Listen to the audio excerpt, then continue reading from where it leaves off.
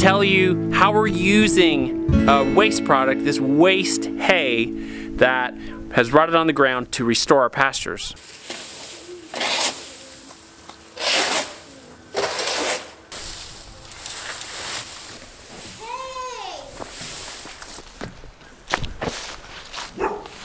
What you got there? I'm a baby puppy. What?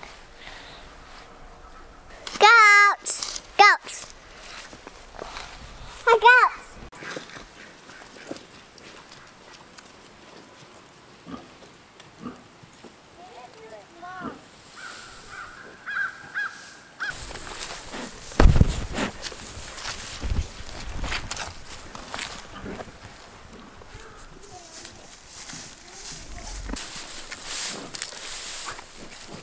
We recently tried an experiment where we rotated the pigs through the pasture. And while I know it's possible to do this well, I struggled with moving them often enough for them to not do pretty significant damage to the sod and to that top layer of soil. So you can see areas like this that are not free from grass, but there's very little grass growing here. We don't like this damage to our pasture and didn't really know what to do about it. I was planning on seeding it this coming spring, but then we realized that we actually already have a resource to start healing these areas, and that is... Look! Look! Brownie and the buck are having a little competition.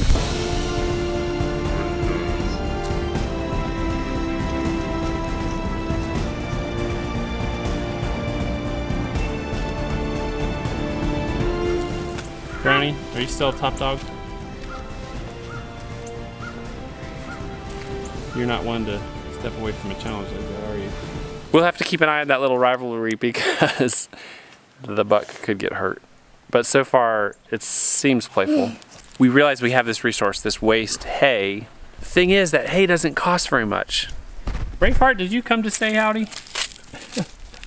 If we can use this waste hay to start restoring our pastures, it's actually really economical, and it makes sense with how we're feeding the animals right now. So what we decided, instead of leaving the bale in a central location, we would actually carry a day's worth of hay at a time, maybe a little generous, and we'd carry it out to these bare dirt patches and just drop it there. Goats are pretty finicky about what hay they'll eat. So when I bring out fresh hay like this, they jump right on it and they will eat it. But what they've stepped on and what has been flattened down to the ground, because sometimes they sleep on it at night as well, they won't eat that the next day unless they're completely forced to do it.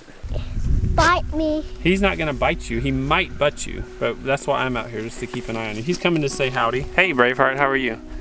You can pet him. He's real friendly. I'll be here right here with you. Don't pet his forehead up here. You can pet him under his chin and his ears, but you don't want him to think that you want to play the same game that Brownie was playing with him, right? You don't want to butt heads with him, do you? I promise you don't. Look, he's nibbling my jacket. Oh. What about he tries to bite you and me? He's not gonna bite us.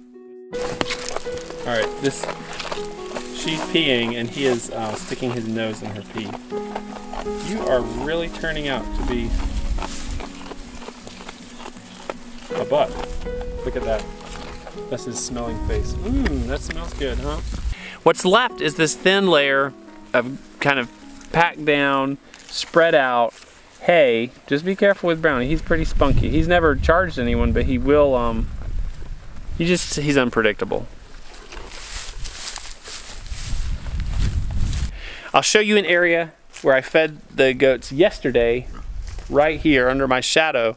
This is way better than something like this bare area right here. Here's the bale in the barn. I throw big armloads of hay over this fence, and then I pick it up and carry it out. Over here, it's building up a little bit.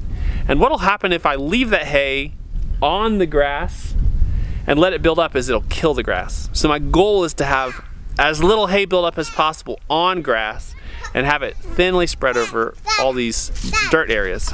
What is it? Where's Pope just come to me? He just come to you?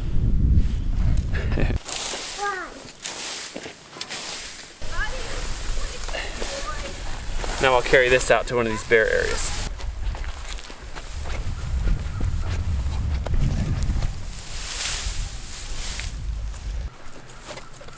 You are really coming into your own. I'm not gonna play butting with you, I promise. No, we're not playing that game. We're not playing butting.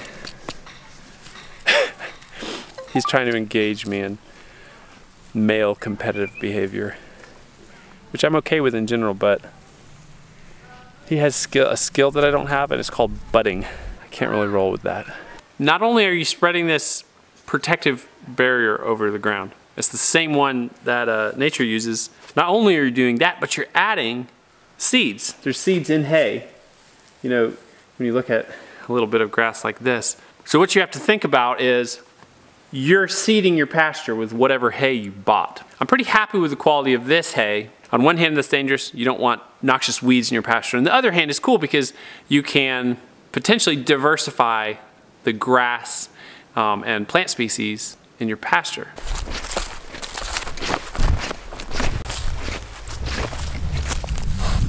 Hey pigs.